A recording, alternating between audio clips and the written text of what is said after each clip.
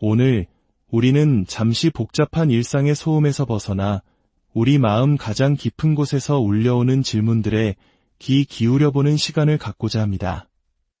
때로는 다른 사람의 시선에, 때로는 예측할 수 없는 삶의 파도에, 그리고 때로는 피할 수 없는 이별의 슬픔에 부딪혀 길을 잃었다고 느낄 때가 있습니다. 이러한 마음의 고민들을 안고 지혜로운 스승을 찾아온 이들의 목소리에 귀를 기울여 보겠습니다. 그들의 질문 속에는 아마 우리의 이야기가 담겨 있을 것이고, 스승의 답변 속에서는 우리가 나아갈 길의 실마리를 찾을 수 있을 것입니다. 오늘의 이야기가 여러분의 마음에 작은 등불이 되기를 바랍니다. 이 지혜의 말씀이 소중하게 느껴지신다면 주변의 소중한 이들과 함께 나누는 것으로 자비의 마음을 실천해 보시는 것은 어떨까요? 저희 채널을 구독하시면 이처럼 삶을 돌아보는 성찰의 순간들을 놓치지 않고 함께 하실 수 있습니다. 자, 그럼 이제 첫 번째 이야기의 문을 열겠습니다. 저는 형제들 사이에서 중간으로 태어나 어릴 적부터 늘 주변 상황과 사람들에게 저를 맞추며 살아왔습니다. 덕분에 성격 좋다는 칭찬도 듣고 주변의 인정도 받으며 무난하게 살아왔습니다. 하지만 언제부턴가 이렇게 남에게 맞추는 삶이 버겁게 느껴지기 시작했습니다. 제가 정말 하고 싶은 말은 삼키고 하기 싫은 일도 억지로 해야 할 때가 많아졌습니다. 그렇게 하루를 보내고 집에 돌아오면 마음 한구석이 찝찝하고 온몸의 기운이 다 빠져나가는 것만 같았습니다. 이런 저의 모습은 자녀들에게까지 이어졌습니다. 아이들이 무언가 힘들다고 말할 때 그 마음을 보듬어주기보다는 그냥 참고해. 열심히 하면 다 돼. 라며 저의 방식을 강요하고 있는 제 자신을 발견했습니다. 그런 제 모습을 볼 때마다 깊은 죄책감에 시달립니다. 남에게 맞추며 인정받아온 습관이 이제는 저 자신과 가장 사랑하는 가족까지 힘들게 만들고 있습니다. 이 굴레에서 어떻게 하면 조금 더 자유로워질 수 있을까요? 우리가 한번 가만히 생각해 봅시다. 이 세상을 살아가면서 하고 싶은 것을 전부 다 하고 살 수 있을까요? 아마 없을 겁니다. 길을 가다가 좋아 보이는 물건이 있다고 해서 전부 살 수 없는 것처럼 우리 삶에는 언제나 선택과 절제가 필요합니다.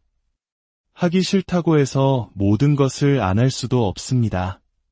아침에 일어나기 싫다고 출근을 안 할 수는 없는 노릇이지요.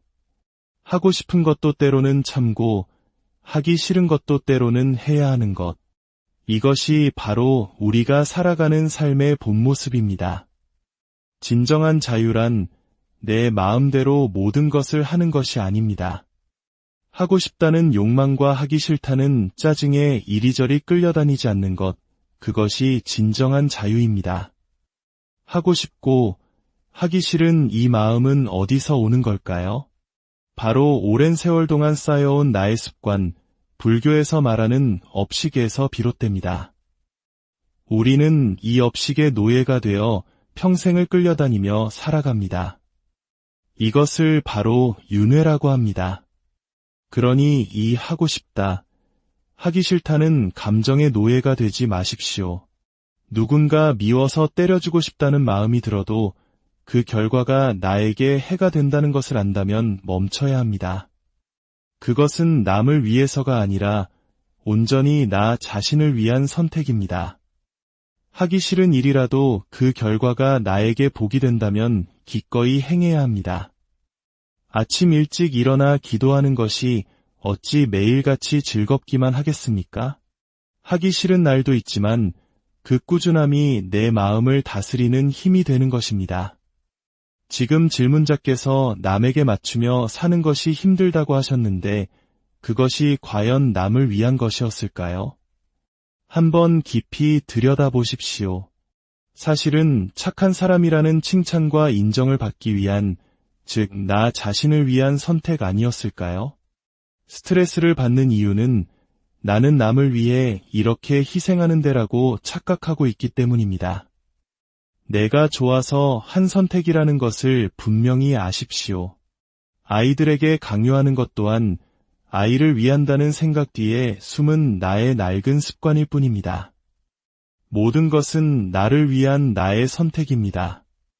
이 사실을 명확히 깨닫는다면 누구를 탓할 필요도 없고 스트레스를 받을 이유도 없습니다. 만약 정말로 내 멋대로 하고 싶다면 오늘부터 한번 그렇게 살아보십시오. 하고 싶은 대로 하고 하기 싫은 건 하지 마십시오.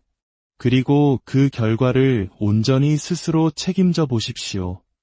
어떤 삶이 더 나은지는 스스로 체험해보면 명확해질 것입니다. 우리는 생각보다 훨씬 영리해서 자신에게 이로운 길을 선택하게 되어 있습니다. 그러니 자신의 선택을 믿고 그 선택에 대해 더는 괴로워하지 마십시오. 저는 어릴 때부터 남들에게 칭찬받는 것을 좋아했습니다. 어른들이 좋아하실 만한 일을 알아서 하고 늘 착하다는 말을 듣고 자랐습니다. 남에게 싫은 소리 한 번 안 하고 싫은 행동도 하지 않으려 애쓰며 살아왔습니다. 그런데 가끔 다른 사람이 무심코 던진 말 한마디에 큰 상처를 받습니다.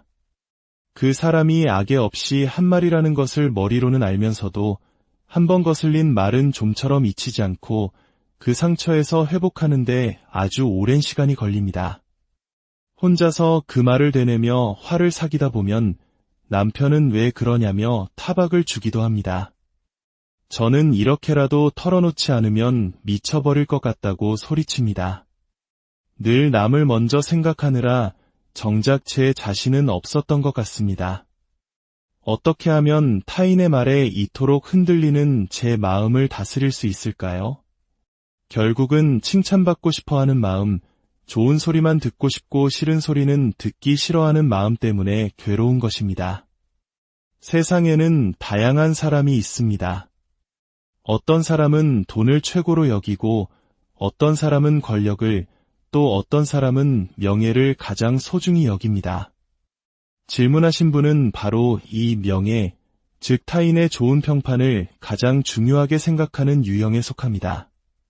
내가 조금 힘들고 고생하더라도 남들에게 좋은 사람으로 기억되고 싶은 마음, 이것은 돈이나 권력을 추구하는 마음과 본질적으로 다르지 않은 인간의 자연스러운 욕망 중 하나입니다. 마치 어떤 사람은 김치를 좋아하고 어떤 사람은 된장을 좋아하듯 그저 욕망의 취향이 다를 뿐입니다. 이것이 특별히 더 고상하거나 대단한 것이라고 생각할 필요가 없습니다. 돈을 원하는 사람이 돈을 벌지 못해 괴로워하고 출세를 원하는 사람이 출세하지 못해 괴로워하듯 좋은 평판을 원하는 사람은 비난의 말을 들었을 때 괴로운 것은 너무나 당연한 이치입니다. 중요한 것은 그 괴로운 마음이 일어났을 때 그것을 어떻게 바라보느냐입니다.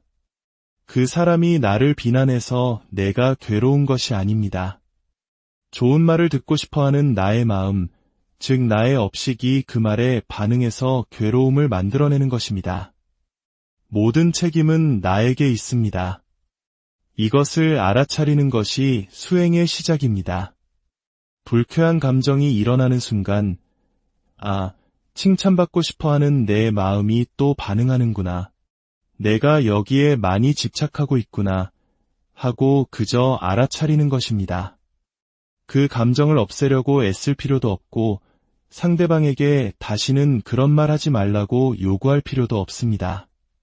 그저 내 마음에서 일어나는 반응을 있는 그대로 지켜보고 놓아버리는 연습을 반복하는 것입니다. 알아차리고 놓아버리고 또 알아차리고 놓아버리고, 그렇게 시간이 흐르면 타인의 말에 흔들리지 않는 굳건한 마음의 힘이 길러질 것입니다. 저는 식당을 운영하며 부처님의 가르침을 공부하고 있습니다. 그런데 가게 일을 하다 보면 수행에 집중하기가 참 어렵습니다. 손님이 오면 반갑게 인사하고 주문을 받아야 하니 하던 기도나 염불이 중간에 끊기기 일쑤입니다. 이렇게 집중하지 못하고 엉터리로 해도 괜찮은 것인지 부처님께 죄송한 마음이 듭니다. 바쁜 일상 속에서도 지혜롭게 정진할 수 있는 방법이 있다면 가르침을 주십시오. 수행의 핵심은 단 하나입니다. 지금, 여기에 깨어 있는 것입니다. 과거에 대한 후회나 미래에 대한 불안에서 벗어나 온전히 현재의 순간에 존재하는 것. 그것이 바로 가장 위대한 수행, 정진입니다. 식당을 운영하는 분에게 정진이란 무엇일까요? 손님이 들어올 때는 온 마음을 다해 어서 오십시오 하며 반갑게 맞이하는 그 순간에 깨어 있는 것입니다. 음식을 만들 때는 정성을 다해 요리하는 그 손끝에 깨어 있는 것입니다. 손님에게 음식을 내가는 그 걸음걸음, 그 찰나에 깨어 있는 것입니다. 일상의 모든 행위 하나하나가 바로 수행의 장입니다. 따로 시간을 내어 경전을 외우고 절을 하는 것만이 수행이 아닙니다. 손님이 앞에 있는데 마음은 딴 데 가서 경전 구절만 외우고 있다면 그것은 수행도 아니고 장사도 아닙니다. 둘 다 놓치게 되는 어리석은 행동입니다. 아침에 일어나 정해진 시간에 기도를 할 때는 오직 기도에만 집중하십시오. 온갖 잡념이 떠오르더라도 망상이 일어나는구나 알아차리고 흘려보내십시오. 그리고 가게에 나와 일을 할 때는 아침에 기도하던 그 집중된 마음으로 순간순간의 일에 온전히 깨어 있으십시오. 가게 일을 하면서 자식 걱정, 돈 걱정을 하는 것은 기도하면서 잡념을 피우는 것과 똑같습니다. 깨어있는 삶과 장사를 잘하는 비법은 결코 둘이 아닙니다. 매 순간에 온전히 집중하고 정성을 다할 때 우리의 삶은 그 자체로 빛나는 수행이 되고 하는 일 또한 저절로 번창하게 될 것입니다. 제 친구가 묻더군요. 만약 인생에서 감당하기 힘든 거대한 고통의 순간이 찾아온다면 어떻게 해야 할까? 미리 준비해야 하지 않을까? 저는 그 친구에게 아직 일어나지 않은 일을 미리 걱정할 필요는 없다고 답했습니다. 미래에 닥칠지도 모르는 거대한 고통을 상상하며 미리부터 괴로워하는 것은 아무런 도움이 되지 않는 공상일 뿐입니다.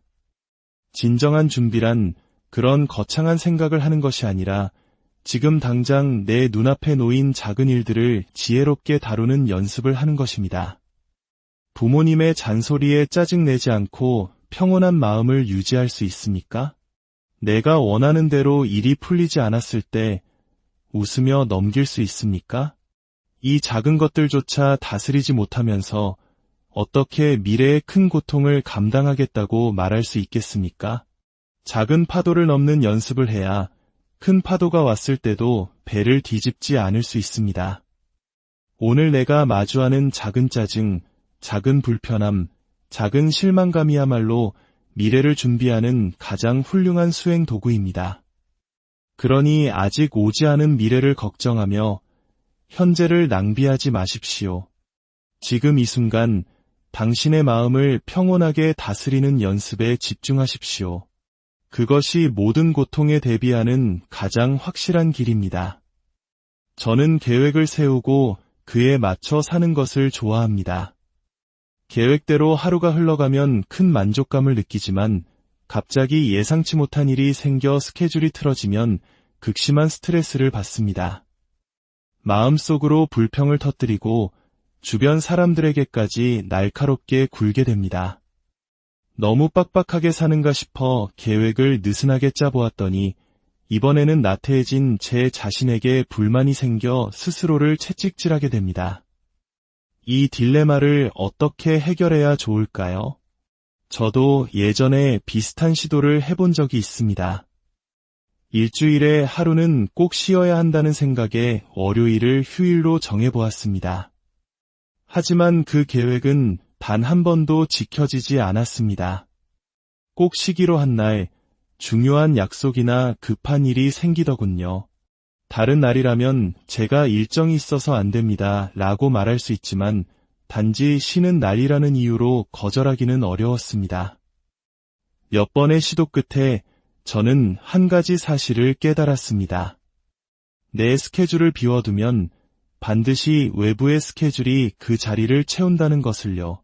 그래서 저는 생각을 바꿨습니다. 아예 휴일이라는 개념 자체를 없애버렸습니다. 그리고 들어오는 요청을 순서대로 받았습니다. 스케줄을 빡빡하게 채우니 누군가 새로운 요청을 해와도 죄송합니다. 이미 다른 약속이 있습니다. 라고 마음에 부담 없이 거절할 수 있게 되었습니다. 삶이란 본래 내 계획대로만 흘러가지 않습니다. 세상은 끊임없이 나에게 무언가를 요구해 옵니다. 그 흐름에 저항하며 스트레스를 받기보다는 그 흐름을 유연하게 받아들이는 것이 현명합니다. 물론 기본적인 계획은 필요합니다. 하지만 그것이 절대적인 규칙이 되어서는 안 됩니다. 언제든 바뀔 수 있다는 유연한 마음을 가지십시오. 젊음은 도전의 시간입니다. 정해진 틀 안에 자신을 가두지 마십시오. 때로는 밤을 새워 일에 몰두해 보기도 하고 자신의 한계를 시험해 보는 경험도 필요합니다. 그런 도전을 통해 우리의 잠재력은 깨어나고 삶의 역량은 더욱 커지는 법입니다. 계획이라는 틀에 갇혀 스트레스 받기보다는 삶이라는 강물에 몸을 맡기고 유연하게 헤엄쳐 나가는 지혜를 배우시기 바랍니다. 갑작스러운 심장마비로 남편을 떠나보냈습니다. 너무나 갑작스러운 이별이라 이 슬픔을 어떻게 받아들여야 할지 모르겠습니다. 불교대학에 다니며 마음을 다스려보려 하지만 여전히 너무나 힘이 듭니다. 이 고통을 어떻게 하면 지혜롭게 이겨낼 수 있을까요? 사랑하는 사람을 갑자기 잃은 슬픔은 그 어떤 말로도 위로할 수 없다는 것을 잘 압니다. 그 슬픔은 너무나도 당연한 것입니다. 하지만 우리는 두 가지 측면에서 이별을 바라볼 필요가 있습니다. 첫째는 깨달음의 관점, 즉 지혜의 눈으로 보는 것입니다. 이 광대한 우주에서 생명이 태어나고 죽는 것은 마치 드넓은 바다에서 파도가 일었다가 사라지는 것과 같습니다. 파도 하나하나에 집착하면 파도가 일어날 때 기뻐하고 사라질 때 슬퍼하겠지만 바다 전체의 입장에서 보면 그저 출렁임이 있을 뿐 바다 자체가 생겨나거나 사라지는 것은 아닙니다.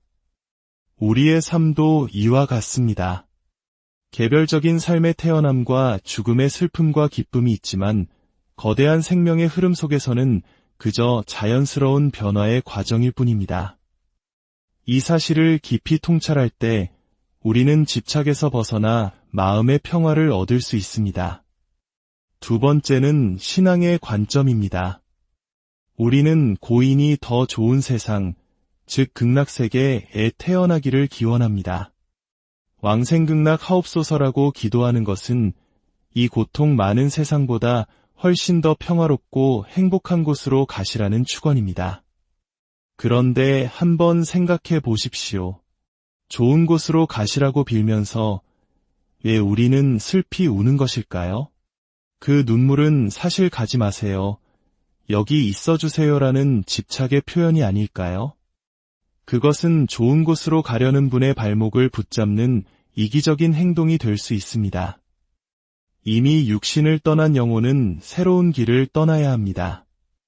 그런데 남은 이들이 슬픔에 잠겨 계속 그를 붙잡고 놓아주지 않는다면 그는 이승도 저승도 아닌 곳에서 머물게 되는 무주고온이 될 수 있습니다. 나의 슬픔이 내가 사랑했던 그 사람을 괴롭게 만드는 것입니다. 그러니 이제 그분을 위해 우리가 할 수 있는 가장 좋은 일은 무엇일까요? 바로 그분을 편안하게 놓아드리는 것입니다. 마음속으로 진심을 다해 이렇게 인사하십시오. 안녕히 가십시오. 이 세상에서의 좋은 인연, 감사했습니다. 이제 모든 짐을 내려놓고 더 좋은 세상에서 평안하소서. 물론 문득문득 떠오르는 생각에 눈물이 나는 것은 어쩔 수 없습니다. 그것은 오랜 시간 함께한 기억이 만들어내는 자연스러운 반응입니다. 하지만 그럴 때마다 정신을 차리고 다시 마음을 다잡아야 합니다. 이 슬픔은 나에게도 그분에게도 아무런 도움이 되지 않는다. 이 사실을 명심하십시오. 진정으로 그분을 위한다면 이제 내가 꿋꿋하게 잘 살아가는 모습을 보여드리는 것이 최고의 공양입니다. 내가 웃으며 씩씩하게 살아갈 때 저 세상에 계신 그분도 비로소 안심하고 자신의 길을 편안히 가실 수 있을 것입니다. 오늘의 이야기들이 여러분 각자의 삶에 작은 울림을 주었기를 바랍니다. 인생의 수많은 질문 앞에서 정답을 찾기란 쉽지 않습니다. 하지만 중요한 것은 질문을 멈추지 않고 끊임없이 자신의 마음을 들여다보며 지혜를 구하는 그 과정 자체에 있습니다. 여러분의 삶이 언제나 평온과 지혜. 오늘 우리는 잠시 복잡한 일상의 소음에서 벗어나 우리 마음 가장 깊은 곳에서 울려오는 질문들에 귀 기울여보는 시간을 갖고자 합니다. 때로는 다른 사람의 시선에, 때로는 예측할 수 없는 삶의 파도에, 그리고 때로는 피할 수 없는 이별의 슬픔에 부딪혀 길을 잃었다고 느낄 때가 있습니다. 이러한 마음의 고민들을 안고 지혜로운 스승을 찾아온 이들의 목소리에 귀를 기울여 보겠습니다. 그들의 질문 속에는 아마 우리의 이야기가 담겨 있을 것이고 스승의 답변 속에서는 우리가 나아갈 길의 실마리를 찾을 수 있을 것입니다. 오늘의 이야기가 여러분의 마음에 작은 등불이 되기를 바랍니다. 이 지혜의 말씀이 소중하게 느껴지신다면 주변의 소중한 이들과 함께 나누는 것으로 자비의 마음을 실천해 보시는 것은 어떨까요? 저희 채널을 구독하시면 이처럼 삶을 돌아보는 성찰의 순간들을 놓치지 않고 함께 하실 수 있습니다. 자, 그럼 이제 첫 번째 이야기의 문을 열겠습니다. 저는 형제들 사이에서 중간으로 태어나 어릴 적부터 늘 주변 상황과 사람들에게 저를 맞추며 살아왔습니다. 덕분에 성격 좋다는 칭찬도 듣고 주변의 인정도 받으며 무난하게 살아왔습니다. 하지만 언제부턴가 이렇게 남에게 맞추는 삶이 버겁게 느껴지기 시작했습니다. 제가 정말 하고 싶은 말은 삼키고 하기 싫은 일도 억지로 해야 할 때가 많아졌습니다. 그렇게 하루를 보내고 집에 돌아오면 마음 한구석이 찝찝하고 온몸의 기운이 다 빠져나가는 것만 같았습니다. 이런 저의 모습은 자녀들에게까지 이어졌습니다. 아이들이 무언가 힘들다고 말할 때 그 마음을 보듬어주기보다는 그냥 참고해. 열심히 하면 다 돼. 라며 저의 방식을 강요하고 있는 제 자신을 발견했습니다. 그런 제 모습을 볼 때마다 깊은 죄책감에 시달립니다. 남에게 맞추며 인정받아온 습관이 이제는 저 자신과 가장 사랑하는 가족까지 힘들게 만들고 있습니다. 이 굴레에서 어떻게 하면 조금 더 자유로워질 수 있을까요? 우리가 한번 가만히 생각해 봅시다. 이 세상을 살아가면서 하고 싶은 것을 전부 다 하고 살 수 있을까요? 아마 없을 겁니다. 길을 가다가 좋아 보이는 물건이 있다고 해서 전부 살 수 없는 것처럼 우리 삶에는 언제나 선택과 절제가 필요합니다. 하기 싫다고 해서 모든 것을 안 할 수도 없습니다. 아침에 일어나기 싫다고 출근을 안 할 수는 없는 노릇이지요. 하고 싶은 것도 때로는 참고 하기 싫은 것도 때로는 해야 하는 것. 이것이 바로 우리가 살아가는 삶의 본 모습입니다. 진정한 자유란 내 마음대로 모든 것을 하는 것이 아닙니다. 하고 싶다는 욕망과 하기 싫다는 짜증에 이리저리 끌려다니지 않는 것, 그것이 진정한 자유입니다. 하고 싶고 하기 싫은 이 마음은 어디서 오는 걸까요? 바로 오랜 세월 동안 쌓여온 나의 습관, 불교에서 말하는 업식에서 비롯됩니다. 우리는 이 업식의 노예가 되어 평생을 끌려다니며 살아갑니다. 이것을 바로 윤회라고 합니다. 그러니 이 하고 싶다, 하기 싫다는 감정의 노예가 되지 마십시오. 누군가 미워서 때려주고 싶다는 마음이 들어도 그 결과가 나에게 해가 된다는 것을 안다면 멈춰야 합니다. 그것은 남을 위해서가 아니라 온전히 나 자신을 위한 선택입니다. 하기 싫은 일이라도 그 결과가 나에게 복이 된다면 기꺼이 행해야 합니다. 아침 일찍 일어나 기도하는 것이 어찌 매일같이 즐겁기만 하겠습니까? 하기 싫은 날도 있지만 그 꾸준함이 내 마음을 다스리는 힘이 되는 것입니다. 지금 질문자께서 남에게 맞추며 사는 것이 힘들다고 하셨는데 그것이 과연 남을 위한 것이었을까요? 한번 깊이 들여다보십시오. 사실은 착한 사람이라는 칭찬과 인정을 받기 위한, 즉, 나 자신을 위한 선택 아니었을까요? 스트레스를 받는 이유는 나는 남을 위해 이렇게 희생하는 데라고 착각하고 있기 때문입니다. 내가 좋아서 한 선택이라는 것을 분명히 아십시오. 아이들에게 강요하는 것 또한 아이를 위한다는 생각 뒤에 숨은 나의 낡은 습관일 뿐입니다. 모든 것은 나를 위한 나의 선택입니다. 이 사실을 명확히 깨닫는다면 누구를 탓할 필요도 없고 스트레스를 받을 이유도 없습니다. 만약 정말로 내 멋대로 하고 싶다면 오늘부터 한번 그렇게 살아보십시오. 하고 싶은 대로 하고 하기 싫은 건 하지 마십시오. 그리고 그 결과를 온전히 스스로 책임져 보십시오. 어떤 삶이 더 나은지는 스스로 체험해보면 명확해질 것입니다. 우리는 생각보다 훨씬 영리해서 자신에게 이로운 길을 선택하게 되어 있습니다. 그러니 자신의 선택을 믿고 그 선택에 대해 더는 괴로워하지 마십시오. 저는 어릴 때부터 남들에게 칭찬받는 것을 좋아했습니다. 어른들이 좋아하실 만한 일을 알아서 하고 늘 착하다는 말을 듣고 자랐습니다. 남에게 싫은 소리 한 번 안 하고 싫은 행동도 하지 않으려 애쓰며 살아왔습니다. 그런데 가끔 다른 사람이 무심코 던진 말 한마디에 큰 상처를 받습니다. 그 사람이 악의 없이 한 말이라는 것을 머리로는 알면서도 한 번 거슬린 말은 좀처럼 잊히지 않고 그 상처에서 회복하는데 아주 오랜 시간이 걸립니다. 혼자서 그 말을 되뇌며 화를 사귀다 보면 남편은 왜 그러냐며 타박을 주기도 합니다. 저는 이렇게라도 털어놓지 않으면 미쳐버릴 것 같다고 소리칩니다. 늘 남을 먼저 생각하느라 정작 제 자신은 없었던 것 같습니다. 어떻게 하면 타인의 말에 이토록 흔들리는 제 마음을 다스릴 수 있을까요?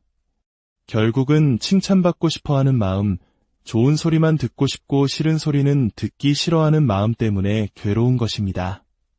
세상에는 다양한 사람이 있습니다. 어떤 사람은 돈을 최고로 여기고 어떤 사람은 권력을, 또 어떤 사람은 명예를 가장 소중히 여깁니다. 질문하신 분은 바로 이 명예, 즉 타인의 좋은 평판을 가장 중요하게 생각하는 유형에 속합니다. 내가 조금 힘들고 고생하더라도 남들에게 좋은 사람으로 기억되고 싶은 마음, 이것은 돈이나 권력을 추구하는 마음과 본질적으로 다르지 않은 인간의 자연스러운 욕망 중 하나입니다. 마치 어떤 사람은 김치를 좋아하고 어떤 사람은 된장을 좋아하듯 그저 욕망의 취향이 다를 뿐입니다. 이것이 특별히 더 고상하거나 대단한 것이라고 생각할 필요가 없습니다. 돈을 원하는 사람이 돈을 벌지 못해 괴로워하고 출세를 원하는 사람이 출세하지 못해 괴로워하듯 좋은 평판을 원하는 사람은 비난의 말을 들었을 때 괴로운 것은 너무나 당연한 이치입니다. 중요한 것은 그 괴로운 마음이 일어났을 때 그것을 어떻게 바라보느냐입니다. 그 사람이 나를 비난해서 내가 괴로운 것이 아닙니다. 좋은 말을 듣고 싶어하는 나의 마음, 즉 나의 업식이 그 말에 반응해서 괴로움을 만들어내는 것입니다. 모든 책임은 나에게 있습니다. 이것을 알아차리는 것이 수행의 시작입니다. 불쾌한 감정이 일어나는 순간, 칭찬받고 싶어하는 내 마음이 또 반응하는구나. 내가 여기에 많이 집착하고 있구나 하고 그저 알아차리는 것입니다. 그 감정을 없애려고 애쓸 필요도 없고 상대방에게 다시는 그런 말 하지 말라고 요구할 필요도 없습니다. 그저 내 마음에서 일어나는 반응을 있는 그대로 지켜보고 놓아버리는 연습을 반복하는 것입니다. 알아차리고, 놓아버리고, 또 알아차리고, 놓아버리고, 그렇게 시간이 흐르면 타인의 말에 흔들리지 않는 굳건한 마음의 힘이 길러질 것입니다. 저는 식당을 운영하며 부처님의 가르침을 공부하고 있습니다. 그런데 가게 일을 하다 보면 수행에 집중하기가 참 어렵습니다. 손님이 오면 반갑게 인사하고 주문을 받아야 하니 하던 기도나 염불이 중간에 끊기기 일쑤입니다. 이렇게 집중하지 못하고 엉터리로 해도 괜찮은 것인지 부처님께 죄송한 마음이 듭니다. 바쁜 일상 속에서도 지혜롭게 정진할 수 있는 방법이 있다면 가르침을 주십시오. 수행의 핵심은 단 하나입니다. 지금 여기에 깨어 있는 것입니다. 과거에 대한 후회나 미래에 대한 불안에서 벗어나 온전히 현재의 순간에 존재하는 것.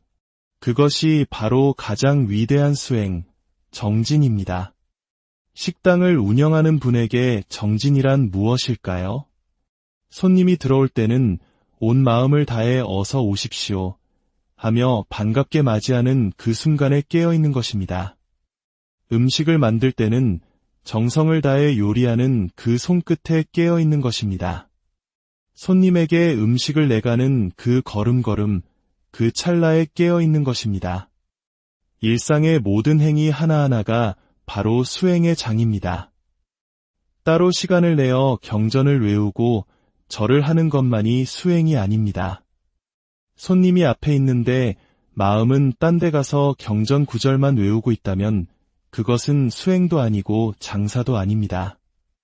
둘 다 놓치게 되는 어리석은 행동입니다. 아침에 일어나 정해진 시간에 기도를 할 때는 오직 기도에만 집중하십시오. 온갖 잡념이 떠오르더라도 망상이 일어나는구나 알아차리고 흘려보내십시오. 그리고 가게에 나와 일을 할 때는 아침에 기도하던 그 집중된 마음으로 순간순간의 일에 온전히 깨어 있으십시오. 가게 일을 하면서 자식 걱정, 돈 걱정을 하는 것은 기도하면서 잡념을 피우는 것과 똑같습니다. 깨어있는 삶과 장사를 잘하는 비법은 결코 둘이 아닙니다. 매 순간에 온전히 집중하고 정성을 다할 때 우리의 삶은 그 자체로 빛나는 수행이 되고 하는 일 또한 저절로 번창하게 될 것입니다. 제 친구가 묻더군요. 만약 인생에서 감당하기 힘든 거대한 고통의 순간이 찾아온다면 어떻게 해야 할까? 미리 준비해야 하지 않을까? 저는 그 친구에게 아직 일어나지 않은 일을 미리 걱정할 필요는 없다고 답했습니다. 미래에 닥칠지도 모르는 거대한 고통을 상상하며 미리부터 괴로워하는 것은 아무런 도움이 되지 않는 공상일 뿐입니다. 진정한 준비란 그런 거창한 생각을 하는 것이 아니라 지금 당장 내 눈앞에 놓인 작은 일들을 지혜롭게 다루는 연습을 하는 것입니다. 부모님의 잔소리에 짜증내지 않고 평온한 마음을 유지할 수 있습니까? 내가 원하는 대로 일이 풀리지 않았을 때 웃으며 넘길 수 있습니까? 이 작은 것들조차 다스리지 못하면서 어떻게 미래의 큰 고통을 감당하겠다고 말할 수 있겠습니까? 작은 파도를 넘는 연습을 해야 큰 파도가 왔을 때도 배를 뒤집지 않을 수 있습니다. 오늘 내가 마주하는 작은 짜증, 작은 불편함, 작은 실망감이야말로 미래를 준비하는 가장 훌륭한 수행 도구입니다. 그러니 아직 오지 않은 미래를 걱정하며 현재를 낭비하지 마십시오. 지금 이 순간 당신의 마음을 평온하게 다스리는 연습에 집중하십시오. 그것이 모든 고통에 대비하는 가장 확실한 길입니다. 저는 계획을 세우고 그에 맞춰 사는 것을 좋아합니다. 계획대로 하루가 흘러가면 큰 만족감을 느끼지만 갑자기 예상치 못한 일이 생겨 스케줄이 틀어지면 극심한 스트레스를 받습니다. 마음속으로 불평을 터뜨리고 주변 사람들에게까지 날카롭게 굴게 됩니다. 너무 빡빡하게 사는가 싶어 계획을 느슨하게 짜보았더니 이번에는 나태해진 제 자신에게 불만이 생겨 스스로를 채찍질하게 됩니다. 이 딜레마를 어떻게 해결해야 좋을까요? 저도 예전에 비슷한 시도를 해본 적이 있습니다. 일주일에 하루는 꼭 쉬어야 한다는 생각에 월요일을 휴일로 정해보았습니다. 하지만 그 계획은 단 한 번도 지켜지지 않았습니다. 꼭 쉬기로 한 날, 중요한 약속이나 급한 일이 생기더군요. 다른 날이라면 제가 일정이 있어서 안 됩니다 라고 말할 수 있지만 단지 쉬는 날이라는 이유로 거절하기는 어려웠습니다. 몇 번의 시도 끝에 저는 한 가지 사실을 깨달았습니다. 내 스케줄을 비워두면 반드시 외부의 스케줄이 그 자리를 채운다는 것을요. 그래서 저는 생각을 바꿨습니다. 아예 휴일이라는 개념 자체를 없애버렸습니다. 그리고 들어오는 요청을 순서대로 받았습니다. 스케줄을 빡빡하게 채우니 누군가 새로운 요청을 해와도 죄송합니다. 이미 다른 약속이 있습니다. 라고 마음의 부담 없이 거절할 수 있게 되었습니다. 삶이란 본래 내 계획대로만 흘러가지 않습니다. 세상은 끊임없이 나에게 무언가를 요구해 옵니다. 그 흐름에 저항하며 스트레스를 받기보다는 그 흐름을 유연하게 받아들이는 것이 현명합니다. 물론 기본적인 계획은 필요합니다. 하지만 그것이 절대적인 규칙이 되어서는 안 됩니다. 언제든 바뀔 수 있다는 유연한 마음을 가지십시오. 젊음은 도전의 시간입니다. 정해진 틀 안에 자신을 가두지 마십시오. 때로는 밤을 새워 일에 몰두해 보기도 하고 자신의 한계를 시험해 보는 경험도 필요합니다. 그런 도전을 통해 우리의 잠재력은 깨어나고 삶의 역량은 더욱 커지는 법입니다. 계획이라는 틀에 갇혀 스트레스 받기보다는 삶이라는 강물에 몸을 맡기고 유연하게 헤엄쳐 나가는 지혜를 배우시기 바랍니다. 갑작스러운 심장마비로 남편을 떠나보냈습니다. 너무나 갑작스러운 이별이라 이 슬픔을 어떻게 받아들여야 할지 모르겠습니다. 불교대학에 다니며 마음을 다스려보려 하지만 여전히 너무나 힘이 듭니다. 이 고통을 어떻게 하면 지혜롭게 이겨낼 수 있을까요? 사랑하는 사람을 갑자기 잃은 슬픔은 그 어떤 말로도 위로할 수 없다는 것을 잘 압니다. 그 슬픔은 너무나도 당연한 것입니다. 하지만 우리는 두 가지 측면에서 이별을 바라볼 필요가 있습니다.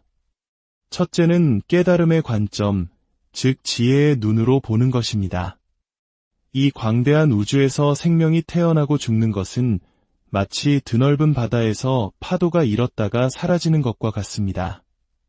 파도 하나하나에 집착하면 파도가 일어날 때 기뻐하고 사라질 때 슬퍼하겠지만 바다 전체의 입장에서 보면 그저 출렁임이 있을 뿐 바다 자체가 생겨나거나 사라지는 것은 아닙니다. 우리의 삶도 이와 같습니다. 개별적인 삶의 태어남과 죽음의 슬픔과 기쁨이 있지만 거대한 생명의 흐름 속에서는 그저 자연스러운 변화의 과정일 뿐입니다. 이 사실을 깊이 통찰할 때 우리는 집착에서 벗어나 마음의 평화를 얻을 수 있습니다. 두 번째는 신앙의 관점입니다. 우리는 고인이 더 좋은 세상, 즉 극락세계에 태어나기를 기원합니다. 왕생극락 하옵소서라고 기도하는 것은 이 고통 많은 세상보다 훨씬 더 평화롭고 행복한 곳으로 가시라는 축원입니다. 그런데 한번 생각해 보십시오. 좋은 곳으로 가시라고 빌면서 왜 우리는 슬피 우는 것일까요? 그 눈물은 사실 가지 마세요. 여기 있어주세요라는 집착의 표현이 아닐까요? 그것은 좋은 곳으로 가려는 분의 발목을 붙잡는 이기적인 행동이 될 수 있습니다. 이미 육신을 떠난 영혼은 새로운 길을 떠나야 합니다. 그런데 남은 이들이 슬픔에 잠겨 계속 그를 붙잡고 놓아주지 않는다면 그는 이승도 저승도 아닌 곳에서 머물게 되는 무주고온이 될 수 있습니다. 나의 슬픔이 내가 사랑했던 그 사람을 괴롭게 만드는 것입니다. 그러니 이제 그분을 위해 우리가 할 수 있는 가장 좋은 일은 무엇일까요? 바로 그분을 편안하게 놓아드리는 것입니다. 마음속으로 진심을 다해 이렇게 인사하십시오. 안녕히 가십시오. 이 세상에서의 좋은 인연, 감사했습니다. 이제 모든 짐을 내려놓고 더 좋은 세상에서 평안하소서. 물론 문득문득 떠오르는 생각에 눈물이 나는 것은 어쩔 수 없습니다. 그것은 오랜 시간 함께한 기억이 만들어내는 자연스러운 반응입니다. 하지만 그럴 때마다 정신을 차리고 다시 마음을 다잡아야 합니다. 이 슬픔은 나에게도 그분에게도 아무런 도움이 되지 않는다. 이 사실을 명심하십시오. 진정으로 그분을 위한다면 이제 내가 꿋꿋하게 잘 살아가는 모습을 보여드리는 것이 최고의 공양입니다. 내가 웃으며 씩씩하게 살아갈 때 저 세상에 계신 그분도 비로소 안심하고 자신의 길을 편안히 가실 수 있을 것입니다. 오늘의 이야기들이 여러분 각자의 삶에 작은 울림을 주었기를 바랍니다. 인생의 수많은 질문 앞에서 정답을 찾기란 쉽지 않습니다. 하지만 중요한 것은 질문을 멈추지 않고 끊임없이 자신의 마음을 들여다보며 지혜를 구하는 그 과정 자체에 있습니다. 여러분의 삶이 언제나 평온과 지혜. 오늘 우리는 잠시 복잡한 일상의 소음에서 벗어나 우리 마음 가장 깊은 곳에서 울려오는 질문들에 귀 기울여보는 시간을 갖고자 합니다. 때로는 다른 사람의 시선에, 때로는 예측할 수 없는 삶의 파도에, 그리고 때로는 피할 수 없는 이별의 슬픔에 부딪혀 길을 잃었다고 느낄 때가 있습니다. 이러한 마음의 고민들을 안고 지혜로운 스승을 찾아온 이들의 목소리에 귀를 기울여 보겠습니다. 그들의 질문 속에는 아마 우리의 이야기가 담겨 있을 것이고 스승의 답변 속에서는 우리가 나아갈 길의 실마리를 찾을 수 있을 것입니다. 오늘의 이야기가 여러분의 마음에 작은 등불이 되기를 바랍니다. 이 지혜의 말씀이 소중하게 느껴지신다면 주변의 소중한 이들과 함께 나누는 것으로 자비의 마음을 실천해 보시는 것은 어떨까요? 저희 채널을 구독하시면 이처럼 삶을 돌아보는 성찰의 순간들을 놓치지 않고 함께 하실 수 있습니다. 자, 그럼 이제 첫 번째 이야기의 문을 열겠습니다. 저는 형제들 사이에서 중간으로 태어나 어릴 적부터 늘 주변 상황과 사람들에게 저를 맞추며 살아왔습니다. 덕분에 성격 좋다는 칭찬도 듣고 주변의 인정도 받으며 무난하게 살아왔습니다. 하지만 언제부턴가 이렇게 남에게 맞추는 삶이 버겁게 느껴지기 시작했습니다. 제가 정말 하고 싶은 말은 삼키고 하기 싫은 일도 억지로 해야 할 때가 많아졌습니다. 그렇게 하루를 보내고 집에 돌아오면 마음 한구석이 찝찝하고 온몸의 기운이 다 빠져나가는 것만 같았습니다. 이런 저의 모습은 자녀들에게까지 이어졌습니다. 아이들이 무언가 힘들다고 말할 때 그 마음을 보듬어주기보다는 그냥 참고해. 열심히 하면 다 돼. 라며 저의 방식을 강요하고 있는 제 자신을 발견했습니다. 그런 제 모습을 볼 때마다 깊은 죄책감에 시달립니다. 남에게 맞추며 인정받아온 습관이 이제는 저 자신과 가장 사랑하는 가족까지 힘들게 만들고 있습니다. 이 굴레에서 어떻게 하면 조금 더 자유로워질 수 있을까요? 우리가 한번 가만히 생각해 봅시다. 이 세상을 살아가면서 하고 싶은 것을 전부 다 하고 살 수 있을까요? 아마 없을 겁니다. 길을 가다가 좋아 보이는 물건이 있다고 해서 전부 살 수 없는 것처럼 우리 삶에는 언제나 선택과 절제가 필요합니다. 하기 싫다고 해서 모든 것을 안 할 수도 없습니다. 아침에 일어나기 싫다고 출근을 안 할 수는 없는 노릇이지요. 하고 싶은 것도 때로는 참고 하기 싫은 것도 때로는 해야 하는 것. 이것이 바로 우리가 살아가는 삶의 본 모습입니다. 진정한 자유란 내 마음대로 모든 것을 하는 것이 아닙니다. 하고 싶다는 욕망과 하기 싫다는 짜증에 이리저리 끌려다니지 않는 것, 그것이 진정한 자유입니다. 하고 싶고 하기 싫은 이 마음은 어디서 오는 걸까요? 바로 오랜 세월 동안 쌓여온 나의 습관, 불교에서 말하는 업식에서 비롯됩니다. 우리는 이 업식의 노예가 되어 평생을 끌려다니며 살아갑니다. 이것을 바로 윤회라고 합니다. 그러니 이 하고 싶다, 하기 싫다는 감정의 노예가 되지 마십시오. 누군가 미워서 때려주고 싶다는 마음이 들어도 그 결과가 나에게 해가 된다는 것을 안다면 멈춰야 합니다. 그것은 남을 위해서가 아니라 온전히 나 자신을 위한 선택입니다. 하기 싫은 일이라도 그 결과가 나에게 복이 된다면 기꺼이 행해야 합니다. 아침 일찍 일어나 기도하는 것이 어찌 매일같이 즐겁기만 하겠습니까? 하기 싫은 날도 있지만 그 꾸준함이 내 마음을 다스리는 힘이 되는 것입니다. 지금 질문자께서 남에게 맞추며 사는 것이 힘들다고 하셨는데 그것이 과연 남을 위한 것이었을까요? 한번 깊이 들여다보십시오. 사실은 착한 사람이라는 칭찬과 인정을 받기 위한, 즉 나 자신을 위한 선택 아니었을까요? 스트레스를 받는 이유는 나는 남을 위해 이렇게 희생하는 데라고 착각하고 있기 때문입니다. 내가 좋아서 한 선택이라는 것을 분명히 아십시오. 아이들에게 강요하는 것 또한 아이를 위한다는 생각 뒤에 숨은 나의 낡은 습관일 뿐입니다. 모든 것은 나를 위한 나의 선택입니다. 이 사실을 명확히 깨닫는다면 누구를 탓할 필요도 없고 스트레스를 받을 이유도 없습니다. 만약 정말로 내 멋대로 하고 싶다면 오늘부터 한번 그렇게 살아보십시오. 하고 싶은 대로 하고 하기 싫은 건 하지 마십시오. 그리고 그 결과를 온전히 스스로 책임져 보십시오. 어떤 삶이 더 나은지는 스스로 체험해보면 명확해질 것입니다. 우리는 생각보다 훨씬 영리해서 자신에게 이로운 길을 선택하게 되어 있습니다. 그러니 자신의 선택을 믿고 그 선택에 대해 더는 괴로워하지 마십시오. 저는 어릴 때부터 남들에게 칭찬받는 것을 좋아했습니다.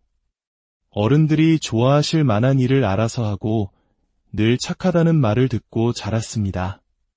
남에게 싫은 소리 한 번 안 하고 싫은 행동도 하지 않으려 애쓰며 살아왔습니다. 그런데 가끔 다른 사람이 무심코 던진 말 한마디에 큰 상처를 받습니다. 그 사람이 악의 없이 한 말이라는 것을 머리로는 알면서도 한 번 거슬린 말은 좀처럼 잊히지 않고 그 상처에서 회복하는데 아주 오랜 시간이 걸립니다. 혼자서 그 말을 되뇌며 화를 사귀다 보면 남편은 왜 그러냐며 타박을 주기도 합니다. 저는 이렇게라도 털어놓지 않으면 미쳐버릴 것 같다고 소리칩니다. 늘 남을 먼저 생각하느라 정작 제 자신은 없었던 것 같습니다. 어떻게 하면 타인의 말에 이토록 흔들리는 제 마음을 다스릴 수 있을까요? 결국은 칭찬받고 싶어하는 마음, 좋은 소리만 듣고 싶고 싫은 소리는 듣기 싫어하는 마음 때문에 괴로운 것입니다. 세상에는 다양한 사람이 있습니다. 어떤 사람은 돈을 최고로 여기고 어떤 사람은 권력을, 또 어떤 사람은 명예를 가장 소중히 여깁니다. 질문하신 분은 바로 이 명예, 즉 타인의 좋은 평판을 가장 중요하게 생각하는 유형에 속합니다. 내가 조금 힘들고 고생하더라도 남들에게 좋은 사람으로 기억되고 싶은 마음, 이것은 돈이나 권력을 추구하는 마음과 본질적으로 다르지 않은 인간의 자연스러운 욕망 중 하나입니다. 마치 어떤 사람은 김치를 좋아하고 어떤 사람은 된장을 좋아하듯 그저 욕망의 취향이 다를 뿐입니다. 이것이 특별히 더 고상하거나 대단한 것이라고 생각할 필요가 없습니다. 돈을 원하는 사람이 돈을 벌지 못해 괴로워하고 출세를 원하는 사람이 출세하지 못해 괴로워하듯 좋은 평판을 원하는 사람은 비난의 말을 들었을 때 괴로운 것은 너무나 당연한 이치입니다. 중요한 것은 그 괴로운 마음이 일어났을 때 그것을 어떻게 바라보느냐입니다. 그 사람이 나를 비난해서 내가 괴로운 것이 아닙니다. 좋은 말을 듣고 싶어하는 나의 마음, 즉 나의 업식이 그 말에 반응해서 괴로움을 만들어내는 것입니다. 모든 책임은 나에게 있습니다. 이것을 알아차리는 것이 수행의 시작입니다. 불쾌한 감정이 일어나는 순간, 칭찬받고 싶어하는 내 마음이 또 반응하는구나. 내가 여기에 많이 집착하고 있구나 하고 그저 알아차리는 것입니다. 그 감정을 없애려고 애쓸 필요도 없고 상대방에게 다시는 그런 말 하지 말라고 요구할 필요도 없습니다. 그저 내 마음에서 일어나는 반응을 있는 그대로 지켜보고 놓아버리는 연습을 반복하는 것입니다. 알아차리고 놓아버리고 또 알아차리고 놓아버리고 그렇게 시간이 흐르면 타인의 말에 흔들리지 않는 굳건한 마음의 힘이 길러질 것입니다. 저는 식당을 운영하며 부처님의 가르침을 공부하고 있습니다. 그런데 가게 일을 하다 보면 수행에 집중하기가 참 어렵습니다. 손님이 오면 반갑게 인사하고 주문을 받아야 하니 하던 기도나 염불이 중간에 끊기기 일쑤입니다. 이렇게 집중하지 못하고 엉터리로 해도 괜찮은 것인지 부처님께 죄송한 마음이 듭니다. 바쁜 일상 속에서도 지혜롭게 정진할 수 있는 방법이 있다면 가르침을 주십시오. 수행의 핵심은 단 하나입니다. 지금 여기에 깨어 있는 것입니다. 과거에 대한 후회나 미래에 대한 불안에서 벗어나 온전히 현재의 순간에 존재하는 것. 그것이 바로 가장 위대한 수행, 정진입니다. 식당을 운영하는 분에게 정진이란 무엇일까요? 손님이 들어올 때는 온 마음을 다해 어서 오십시오 하며 반갑게 맞이하는 그 순간에 깨어있는 것입니다. 음식을 만들 때는 정성을 다해 요리하는 그 손끝에 깨어있는 것입니다. 손님에게 음식을 내가는 그 걸음걸음, 그 찰나에 깨어있는 것입니다. 일상의 모든 행위 하나하나가 바로 수행의 장입니다. 따로 시간을 내어 경전을 외우고 절을 하는 것만이 수행이 아닙니다. 손님이 앞에 있는데 마음은 딴 데 가서 경전 구절만 외우고 있다면 그것은 수행도 아니고 장사도 아닙니다. 둘 다 놓치게 되는 어리석은 행동입니다. 아침에 일어나 정해진 시간에 기도를 할 때는 오직 기도에만 집중하십시오. 온갖 잡념이 떠오르더라도 망상이 일어나는구나 알아차리고 흘려보내십시오. 그리고 가게에 나와 일을 할 때는 아침에 기도하던 그 집중된 마음으로 순간순간의 일에 온전히 깨어 있으십시오. 가게 일을 하면서 자식 걱정, 돈 걱정을 하는 것은 기도하면서 잡념을 피우는 것과 똑같습니다. 깨어있는 삶과 장사를 잘하는 비법은 결코 둘이 아닙니다. 매 순간에 온전히 집중하고 정성을 다할 때 우리의 삶은 그 자체로 빛나는 수행이 되고 하는 일 또한 저절로 번창하게 될 것입니다. 제 친구가 묻더군요. 만약 인생에서 감당하기 힘든 거대한 고통의 순간이 찾아온다면 어떻게 해야 할까? 미리 준비해야 하지 않을까? 저는 그 친구에게 아직 일어나지 않은 일을 미리 걱정할 필요는 없다고 답했습니다. 미래에 닥칠지도 모르는 거대한 고통을 상상하며 미리부터 괴로워하는 것은 아무런 도움이 되지 않는 공상일 뿐입니다. 진정한 준비란 그런 거창한 생각을 하는 것이 아니라 지금 당장 내 눈앞에 놓인 작은 일들을 지혜롭게 다루는 연습을 하는 것입니다. 부모님의 잔소리에 짜증내지 않고 평온한 마음을 유지할 수 있습니까? 내가 원하는 대로 일이 풀리지 않았을 때 웃으며 넘길 수 있습니까? 이 작은 것들조차 다스리지 못하면서 어떻게 미래의 큰 고통을 감당하겠다고 말할 수 있겠습니까? 작은 파도를 넘는 연습을 해야 큰 파도가 왔을 때도 배를 뒤집지 않을 수 있습니다. 오늘 내가 마주하는 작은 짜증, 작은 불편함, 작은 실망감이야말로 미래를 준비하는 가장 훌륭한 수행 도구입니다.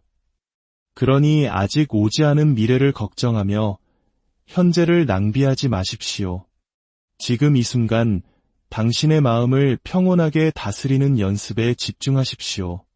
그것이 모든 고통에 대비하는 가장 확실한 길입니다. 저는 계획을 세우고 그에 맞춰 사는 것을 좋아합니다. 계획대로 하루가 흘러가면 큰 만족감을 느끼지만 갑자기 예상치 못한 일이 생겨 스케줄이 틀어지면 극심한 스트레스를 받습니다.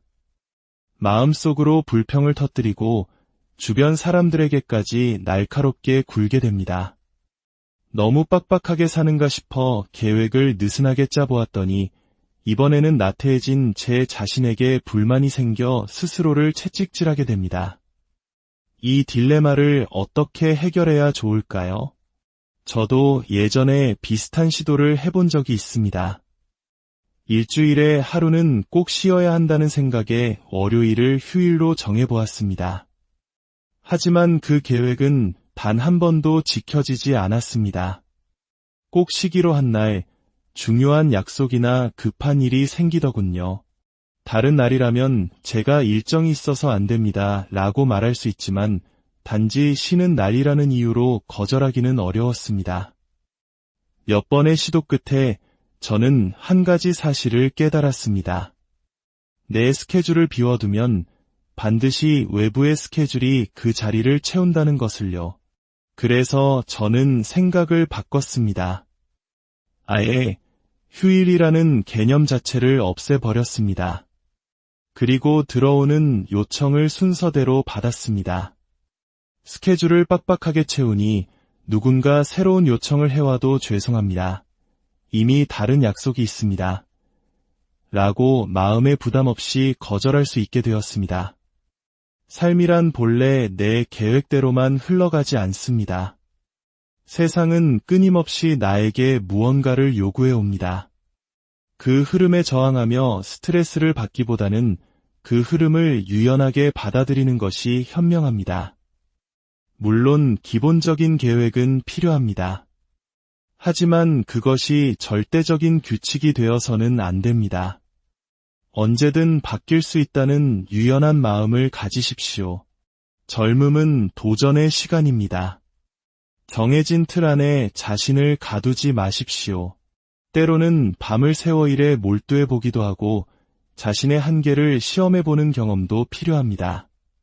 그런 도전을 통해 우리의 잠재력은 깨어나고 삶의 역량은 더욱 커지는 법입니다. 계획이라는 틀에 갇혀 스트레스 받기보다는 삶이라는 강물에 몸을 맡기고 유연하게 헤엄쳐 나가는 지혜를 배우시기 바랍니다. 갑작스러운 심장마비로 남편을 떠나보냈습니다. 너무나 갑작스러운 이별이라 이 슬픔을 어떻게 받아들여야 할지 모르겠습니다. 불교대학에 다니며 마음을 다스려보려 하지만 여전히 너무나 힘이 듭니다. 이 고통을 어떻게 하면 지혜롭게 이겨낼 수 있을까요? 사랑하는 사람을 갑자기 잃은 슬픔은 그 어떤 말로도 위로할 수 없다는 것을 잘 압니다. 그 슬픔은 너무나도 당연한 것입니다. 하지만 우리는 두 가지 측면에서 이별을 바라볼 필요가 있습니다. 첫째는 깨달음의 관점, 즉 지혜의 눈으로 보는 것입니다. 이 광대한 우주에서 생명이 태어나고 죽는 것은 마치 드넓은 바다에서 파도가 일었다가 사라지는 것과 같습니다. 파도 하나하나에 집착하면 파도가 일어날 때 기뻐하고 사라질 때 슬퍼하겠지만 바다 전체의 입장에서 보면 그저 출렁임이 있을 뿐 바다 자체가 생겨나거나 사라지는 것은 아닙니다. 우리의 삶도 이와 같습니다. 개별적인 삶의 태어남과 죽음의 슬픔과 기쁨이 있지만 거대한 생명의 흐름 속에서는 그저 자연스러운 변화의 과정일 뿐입니다. 이 사실을 깊이 통찰할 때 우리는 집착에서 벗어나 마음의 평화를 얻을 수 있습니다. 두 번째는 신앙의 관점입니다. 우리는 고인이 더 좋은 세상, 즉 극락세계에 태어나기를 기원합니다. 왕생극락 하옵소서라고 기도하는 것은 이 고통 많은 세상보다 훨씬 더 평화롭고 행복한 곳으로 가시라는 축원입니다. 그런데 한번 생각해 보십시오. 좋은 곳으로 가시라고 빌면서 왜 우리는 슬피 우는 것일까요? 그 눈물은 사실 가지 마세요.